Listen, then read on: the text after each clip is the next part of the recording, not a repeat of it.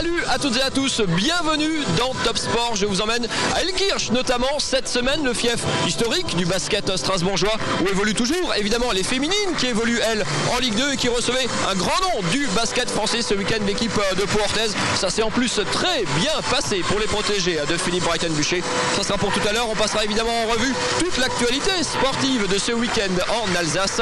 Mais on va parler football pour commencer, direction l'Alsace-Bossu et Sarre-Union qui n'est devenu ni plus ni moins que le troisième club alsacien dans la hiérarchie. Derrière le Racing et Colmar en national, l'US Sarre-Union, grâce à son très bon début de saison, joue le haut du tableau en CFA. Gros plan sur cette équipe qui s'est sauvée miraculeusement la saison dernière et qui réalise donc un superbe début de saison. Ça valait bien un détour par l'Alsace-Bossu. Nous y étions ce week-end. Regardez. Sarre-Union, troisième aujourd'hui en CFA, c'est une des belles histoires de cette saison.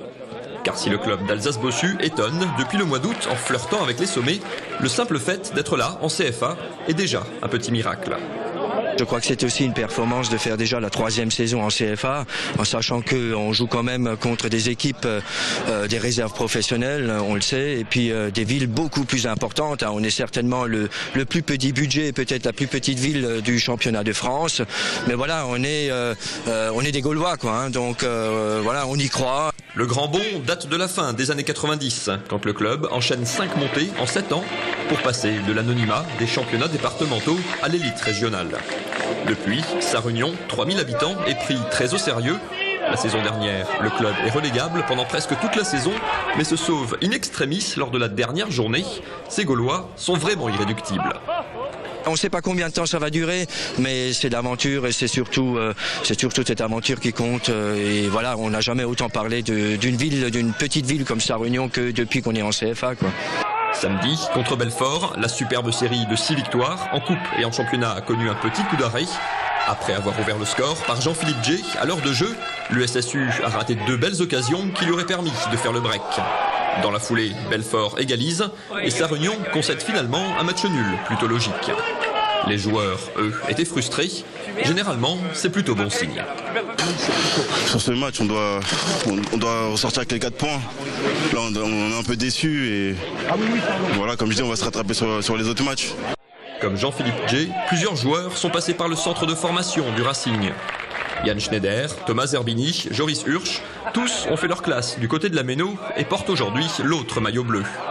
Avoir réussi à les attirer à Sarre-Union est une des clés de la réussite de cette saison. Une saison que Bruno Paterno, le nouvel entraîneur, a débuté en juillet avec 13 nouveaux joueurs. Je crois que vraiment c'est la qualité des joueurs qui fait pour beaucoup. Et voilà, j'ai des garçons qui sont passés par le Racing notamment, Sochaux aussi, et d'autres. Voilà, je veux dire, c'est un ensemble de choses. Il y a un état d'esprit et je crois que grâce à tout ça, on arrive à faire les résultats qu'on a jusqu'à présent. Et les Barinois comptent bien continuer à jouer les troubles fêtes en championnat, mais aussi à poursuivre l'aventure en Coupe de France à Pontarlier dès ce samedi. Et on suivra bien sûr ce week-end les 3 derniers clubs alsaciens qualifiés en Coupe de France pour le 8e tour, donc qui tenteront donc d'aller en 32e, voire l'entrée en lice des clubs de Ligue 1. Sarre-Union sera donc en déplacement du côté de Pontarlier, déplacement également pour Dinsheim, le petit poussé alsacien qui évolue lui en DH et seule équipe régionale à jouer à domicile. Le Sporting Club de Schildikheim reçoit lui le club de Boulogne qui évolue en national aux côtés du Racing et de Colmar. Sporting Boulogne, c'est ce samedi après-midi. Allez, place au basket et à la belle victoire des filles de la SIG. Très belle victoire contre Pau Orthez, une équipe qui ne comptait qu'une défaite jusqu'à présent. On va en parler avec nos invités dans quelques instants. Retour tout d'abord en images sur cette rencontre. Les images sont signées Anthony Ludwig. La soirée débute sur un faux rythme marqué par les fautes et les lancers francs qui permettent à la SIG de creuser un premier écart, 10-3. Mais après 5 minutes de jeu, le match s'emballe et vire au festival offensif. Les deux équipes se rendent coup pour coup, les paniers s'enchaînent et le tableau d'affichage s'affole. Bilan des courses, 27 partout à la fin du premier quart.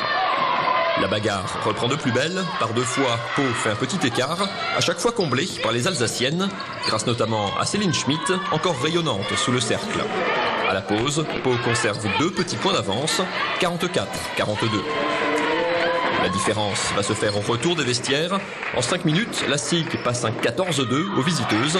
Céline Schmitt continue son festival dans la raquette. Les jeunes ne sont pas en reste. Céline Pfister, Louise Dambach, Amélie Voinet apportent leur écho. Et à l'attaque du dernier quart-temps, la SIG a un petit matelas de 12 points d'avance. Le suspense s'envole rapidement grâce à la très bonne défense des Alsaciennes et à une Aline Fischbach de gala. Ces 32 points pèsent lourd, trop lourd pour Pau qui finit par craquer. Plus 17 à 5 minutes de la fin, 92 à 75 au final pour une très belle victoire collective, la 5e cette saison. Avec Aline Fischbach, une des grandes artisanes, Ilkirch strasbourgeoise de ce week-end. Grosse victoire collective, surtout 4e victoire consécutive. C'est une soirée où tout va bien. C'est une bonne soirée, on est contente du résultat. C'est un match qu'on appréhendait un peu parce que c'est une grosse équipe en face. Mais on a fait le max et ça a payé, on a joué ensemble et c'est top.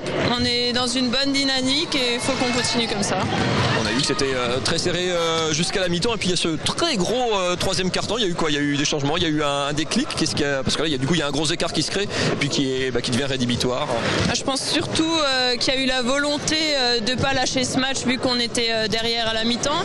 Et on est connu pour faire des 3e cartons pas toujours super. Donc on s'est appliqué et on s'est donné à fond et on a resserré la défense. Surtout, je pense que ça part de là et on est passé devant. La SIG a une équipe, c'est toujours une équipe jeune la SIG, mais elle est encore plus rajeunie cette saison. On ne dit pas l'âge des demoiselles, mais vous faites presque figure d'ancienne malgré tout dans cette équipe. Ça veut dire qu'on a on a un rôle en plus à jouer, même s'il y a beaucoup de rotation. Forcément, il y a des choses à faire passer, il y a un discours à tenir. Pas forcément, je laisse ça à la capitaine, mais je me considère pas encore comme ancienne. On est vite ancienne à la SIG, c'est ça le problème. C'est vrai. C'est vrai que niveau ancienneté, je suis la plus ancienne de l'équipe par rapport aux années passées à la SIG. Mais ça se passe toujours aussi bien. Même s'il y a des très jeunes, il y a toujours une identité, il y a toujours un esprit un peu SIG qui fait peut-être aussi le petit plus par rapport à certains autres clubs où il y a beaucoup de changements, beaucoup de mouvements. Moi je pense qu'on est connu pour ça parce qu'on a des bases selon moi assez solides et il y a toujours cette ambiance et ce dynamisme et je pense que c'est ça aussi qui fait de notre équipe ce qu'elle est aujourd'hui. Merci beaucoup Aline, allez la suite avec Philippe Breitenbucher, l'entraîneur de toutes ces jeunes filles, c'est tout de suite. Avec Philippe Breitenbucher, l'entraîneur de ces jeunes filles, tout sourire lui aussi parce que c'est une belle victoire, parce que il y avait 30 points l'année dernière, il y en a un peu moins cette année, mais ça reste quand même une superbe performance, ça fait surtout une belle série qui continue, tout va bien ce soir. Ah, c'est clair, hein, ça fait super plaisir, gagner avec la manière comme ça contre cette équipe de Pau qui est quand même une belle équipe, il n'y a rien qui lâche jamais rien, qui était au Final Four l'année dernière, qui a posé énormément de soucis. Franchement, ça fait vraiment plaisir d'arriver à gagner collectivement comme ça 4 matchs d'affilée et ça j'espère que c'est de bon augure pour la suite en tout cas. 4 victoires en effet, série en cours, la SIG a vaincu évidemment, la SIG a vaincu à domicile. C'est le début de saison que vous espériez, dont vous rêviez, sachant qu'il y a eu pas beaucoup de changements mais pas mal d'arrivées parce qu'à la SIG on fait pas tellement venir des joueurs, on les fait monter de la formation, c'est un effectif très très jeune. Il y avait des incertitudes quand même avant ce début de saison. C'est toujours les incertitudes avec un groupe jeune, il y en a plein, hein. C'est à partir du moment où on arrive à les cadrer, où elles arrivent à être rigoureuses dans ce qu'on fait et qu'elles aient vraiment confiance en elles, à partir de ce moment-là, elles peuvent faire beaucoup de choses. C'est ce que je leur dis depuis le début de l'année, à partir du moment où on défend ensemble avec la même intensité pendant 40 minutes comme on a fait aujourd'hui, à partir de ce moment-là, on peut jouer contre n'importe qui. Par contre, le jour où on baisse d'intensité, on commence à se disperser, on devient une équipe quelconque et là c'est très compliqué. Et là, les filles, mine de rien, il y en a quand même beaucoup qui ont peu d'expérience. Mais celles qui ont de l'expérience pèsent vraiment beaucoup sur le match et puis elles amènent beaucoup de fraîcheur et puis elles drivent beaucoup les jeunes et ça fait vraiment du bien. Ça soulage aussi un petit peu l'entraîneur. Enfin, forcément, on attend aussi un petit peu, on pense à Céline Schmitt évidemment, Aline Fischbach, même si elle dit non, moi pas trop, elle laisse ça à sa capitaine, mais il y a un langage SIG, il y a des systèmes aussi, enfin on travaille un peu la même chose dans les équipes de jeunes quand vous récupérez les jeunes, quand vous les faites monter en Ligue 2, il y a un bagage technique qui est déjà là. Les principes sont les mêmes, hein. De minime jusqu'à senior, les principes sont les mêmes. Après, les mouvements changent un petit peu en fonction des catégories d'âge, en fonction des joueuses qu'on a. Mais au niveau des principes, c'est pareil. Les filles savent que voilà, on adopte telle défense, en attaque, on demande ça et ça. Donc elles sont pas perdues. Quand elles arrivent aux entraînements de l'équipe 1 ou de l'équipe 2, quand elles sont cadettes, à partir de ce moment-là, elles sont tout de suite adaptées. Et nous aussi, on les met en confiance. Et elles voient aussi depuis des années que leurs copines qui étaient cadettes avant, elles jouent. Elles sont là actuellement et c'est des filles qui sont de plus en plus cadres. Donc ça aussi, je pense que ça doit développer de l'ambition. Et en même temps, ça met un petit coup de booster aux anciennes qui se disent merde, il y en a d'autres qui arrivent derrière. Donc c'est une émulsion saine qu'on recherche depuis le départ. Et après, quand on prend des recrues, il faut vraiment que les filles apportent un gros plus dans l'équipe. C'était le cas l'année dernière avec Kathleen et c'est le cas cette année avec Darlene. Comme ça, les vacances de fin d'année seront probablement, on l'espère, bien méritées pour la SIG. Merci beaucoup, Philippe. Merci.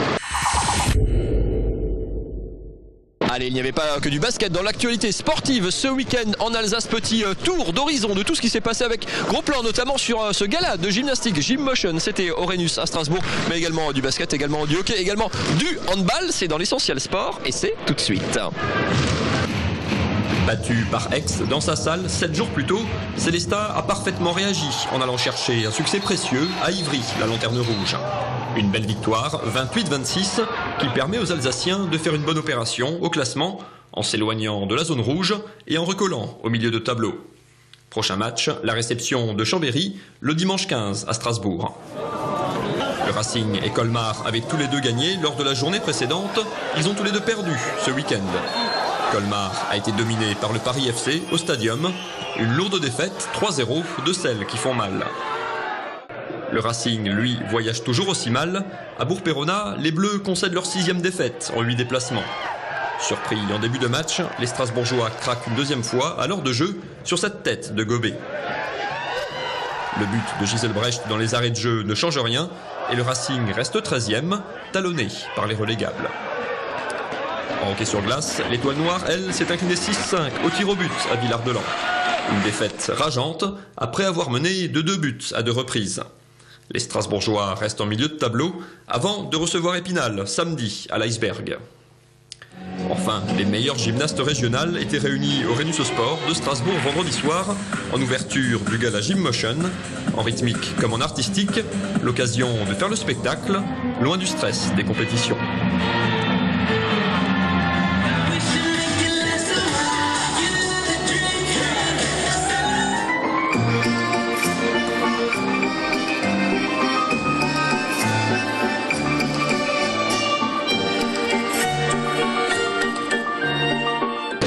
Top Sport, c'est terminé pour cette semaine. On se retrouve bien sûr lundi prochain à 19h40 pour une nouvelle émission. N'oubliez pas Club Racing également ce jeudi 19h40. Là aussi, c'est l'heure des mags et du sport sur Alsace 20 le lundi et le jeudi. Excellente semaine à toutes et à tous. Salut.